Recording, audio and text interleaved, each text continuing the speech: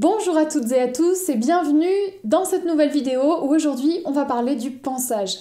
Alors par contre, je ne vais pas vous expliquer comment faire un pansage à votre cheval, on ne va pas non plus se pencher sur le matériel qu'il faut utiliser, tous les types de brosses, tout simplement parce que ça a été déjà fait des dizaines de fois sur YouTube, il y a énormément de vidéos à ce sujet et j'aurais rien à apporter de plus, ce serait pas intéressant.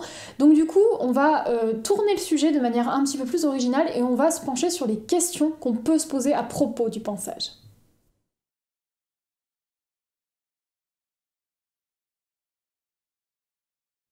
Le pansage, c'est ce moment où l'on va nettoyer, brosser notre cheval avant et après chaque séance.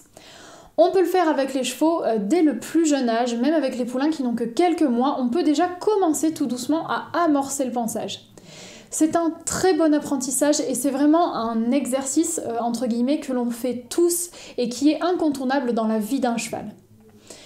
Le pansage, concrètement, ça sert à trois choses. À nettoyer le cheval, comme on vient de le dire, mais aussi à vérifier son état de santé et à renforcer la relation qu'on a avec lui. Donc ce qu'on va faire, c'est qu'on va décortiquer un petit peu chacun de ces trois points, à commencer par nettoyer le cheval. Bien entendu, le pansage sert à enlever la boue, la poussière qu'il peut y avoir sur le cheval, à le rendre propre tout simplement. Et ça va éviter notamment d'éventuels frottements qu'il peut y avoir avec les pièces du harnachement, comme par exemple la sangle ou encore le filet. Et du coup, ça va éviter qu'il y ait des blessures. Et bien sûr, c'est également une raison esthétique. Ensuite, on fait le pansage des chevaux pour vérifier l'état de santé. On va faire un état des lieux du cheval, regarder partout si tout va bien, s'il n'y a pas de blessure. Et dans ce cas, on va pouvoir vite repérer s'il y a un bobo et ensuite on va pouvoir le traiter. Et enfin, ça permet de renforcer la relation entre le cheval et le cavalier, puisque lorsqu'on panse un cheval, moi je sais que je me sers aussi pas mal de mes mains, notamment pour masser le cheval, ça permet de le gratouiller, c'est vraiment un acte social le pansage, et très souvent c'est un moment qui est très agréable pour les chevaux.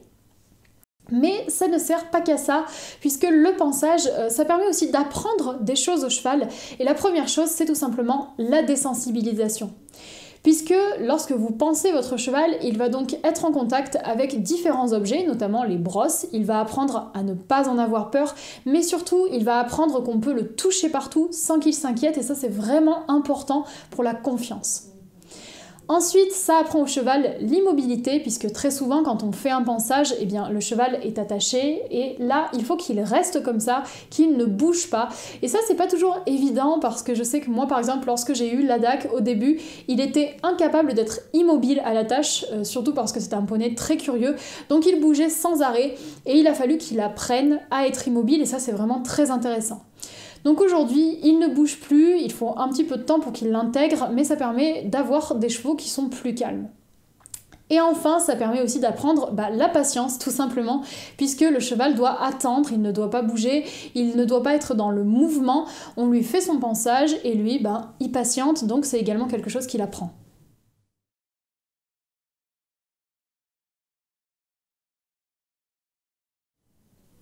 Je vais maintenant vous expliquer ma vision du pansage, ma façon de faire, et la première chose qui est à savoir, c'est que avec mes poneys, je fais toujours un pansage basique. Je ne les panse jamais à 100%. Alors je m'explique. Pour moi, ce qui est le plus important dans le pansage, ce sont les pieds, parce que si par exemple votre cheval va se coincer un caillou sous le pied, il n'arrivera pas forcément à l'enlever tout seul, donc là c'est nécessaire de regarder sous les pieds et de bien les nettoyer. Ensuite, ce qui est important, je trouve, c'est la boue, parce que voilà, quand ils ont des grosses plaques de boue, bien entendu, je vais les enlever. Mais il y a des choses dans le pansage qui, à mon sens, sont un petit peu moins importants et que je ne fais pas à chaque fois.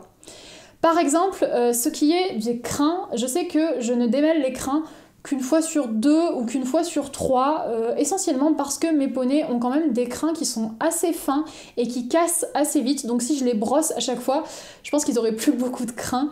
Donc les crins, je les laisse un petit peu de côté, et il faut savoir que en général, ils se démêlent tout seuls, mais ça, on en reparlera plus tout à l'heure.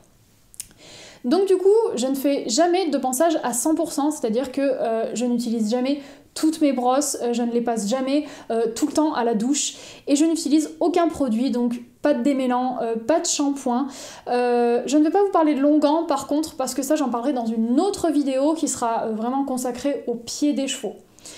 Mais du coup, voilà, moi c'est ma façon de fonctionner et je sais que les rares fois où je les ai pensés vraiment à 100%, c'est-à-dire en les lavant, en les brossant, vraiment en les mettant tout propres, bah ils avaient pas l'air d'être très bien, ils allaient tout de suite se rouler et surtout ils étaient 2 fois plus attaqués par les insectes.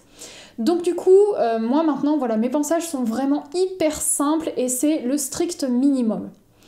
Et par rapport à la douche, en général, quand je les lave, c'est-à-dire vraiment avec un shampoing, alors déjà je n'utilise pas du shampoing, j'utilise du savon noir qui est un savon très naturel, donc je pense que c'est le plus adapté, même si je ne suis pas fan des savons pour les chevaux.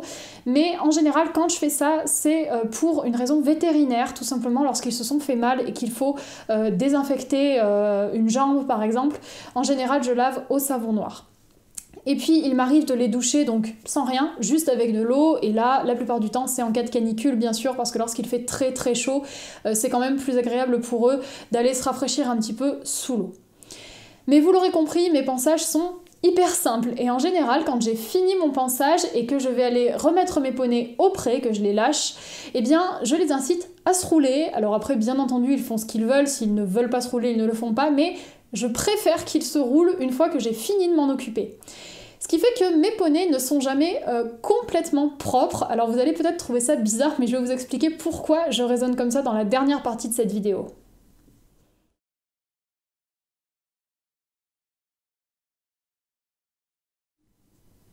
Alors, attention, je ne dis pas que le ponçage est inutile. Loin de là, le ponçage est utile, pour toutes les raisons qu'on a énumérées précédemment. Et bien sûr, je suis pour le ponçage, c'est quelque chose qui est nécessaire. Mais on peut quand même se poser la question, est-ce que les chevaux ont vraiment besoin d'être pansés? Alors avant tout, je tiens à préciser que je ne parle que des chevaux au pré, puisque c'est le mode de vie de mes poneys, donc forcément c'est le mode de vie que je connais le mieux. Donc on va mettre de côté les chevaux qui sont au box et les chevaux qui sont en paddock. On va vraiment parler que des chevaux au pré. Mais en tout cas, moi, ce dont je me suis rendu compte, c'est que sans moi, mes poneys se débrouillent super bien. Ils n'ont pas besoin que je les pense tout seuls dans leur pré. Ils arrivent à se débrouiller et très honnêtement, ils sont jamais sales et il y a plusieurs raisons pour ça. La première chose dont je vais parler, c'est la pluie, tout simplement parce que mine de rien, la pluie permet de laver les chevaux.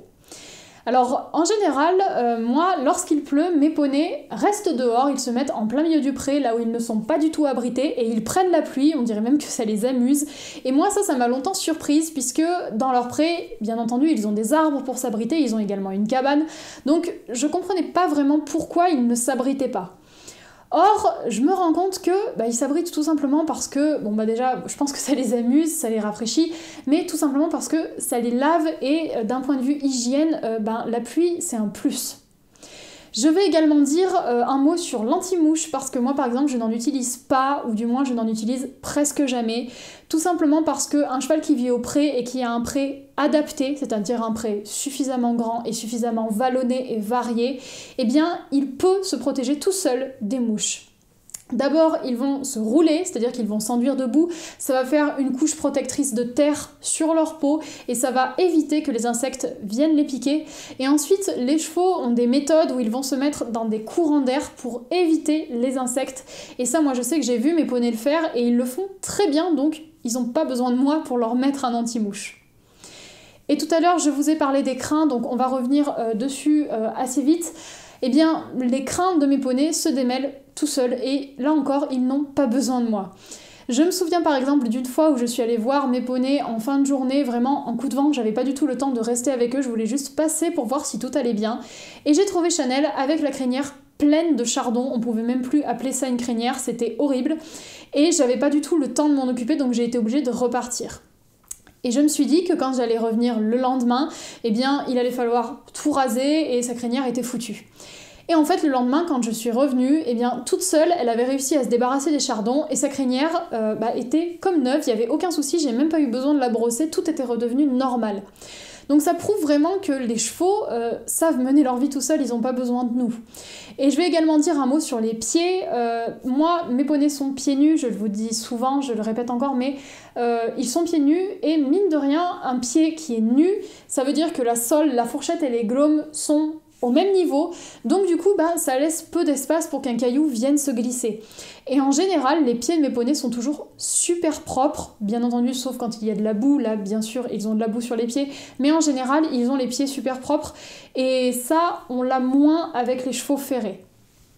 Mais sachant tout cela, moi je me suis rendu compte que mes poneys étaient tout le temps propres. Ils avaient certes un petit peu de boue, mais en général ils étaient tout le temps propres, et le ponçage n'était pas si nécessaire que ça. Et puis c'est vrai qu'en général, tout ce qui est les chevaux et les poneys blancs ou gris ont tendance à beaucoup plus se salir, et moi j'ai de la chance parce que les miens ne se salissent presque jamais, ou alors très peu. Donc ça c'est vrai que c'est peut-être une caractéristique liée aux miens, mais je pense que leurs conditions de vie y sont pour beaucoup. Donc pour toutes ces raisons, vous comprenez pourquoi je fais des ponçages très basiques pour mes poneys. En tout cas, quoi qu'il en soit, je ne dis pas qu'il faut arrêter les ponçages puisque ça sert à quelque chose, bien entendu. Lorsque je sors mes poneys, je ne vais jamais leur mettre le licol et la selle comme ça sur de la boue. Bien sûr, je vais les poncer, mais je pense quand même qu'on peut alléger les ponçages par rapport à ce qu'on voit d'habitude chez les cavaliers. Voilà, à présent, vous savez tout sur le ponçage et sur la vision que j'en ai. J'ai voulu vous proposer une vidéo un petit peu plus originale sur ce sujet que celle qu'on a l'habitude de voir, en prenant cet angle un petit peu plus théorique, donc j'espère que ça vous aura plu. En tout cas, je l'ai déjà dit dans plusieurs de mes vidéos, mais je le redis, et ça vaut pour tous les sujets que je traite. Je n'impose mon avis à personne, et vraiment, si vous fonctionnez différemment, il n'y a aucun souci. En tout cas, n'hésitez surtout pas à commenter la vidéo pour me dire si vous pensez de la même manière que moi ou différemment. Ce sera l'occasion d'échanger, pourquoi pas de se remettre en question et toujours de progresser. Et je tiens également à dire que je ne sors pas en concours avec mes poneys, et ça influence sûrement ma manière de penser par rapport au ponçage, parce que comme je ne sors pas en concours, je suis beaucoup plus libre de la manière dont je fais vivre mes poneys.